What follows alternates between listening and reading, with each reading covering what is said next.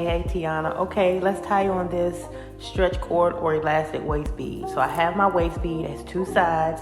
There is my slip knot side, that's the side I'm going to use. I'm going to pull that slip knot, and then I'm going to adjust both sides so both sides have enough room to tie.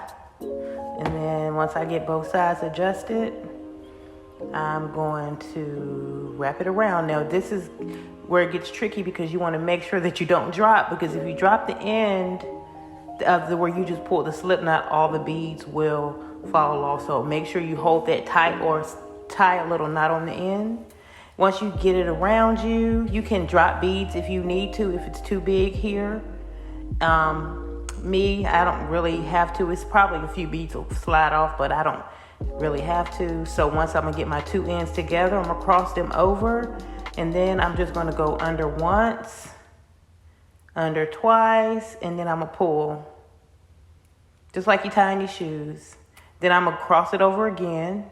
As you see, I'm losing a little beads here, but it's okay because I had a little extra room. So there's a knot on the end so they won't fall, which is something you can do. You can tie a knot on both ends so your beads don't fall off. Then I'm gonna cross over again, go under once, go under twice, and pull. And I got two knots now. And it's 2 knots is okay, but I like to do 3 to 4 knots just for a more secure finish. So I'm gonna cross over again.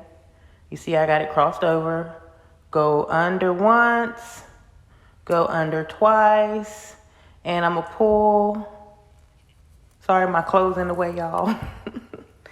And there's my third knot. I got a third knot. So now I could get some scissors. I need scissors, but I'm gonna go get some real quick. So right before I do my third knot, I'm going to cut. So let's get ready to do the third and final knot. So cross over once, go under once, under twice, then pull.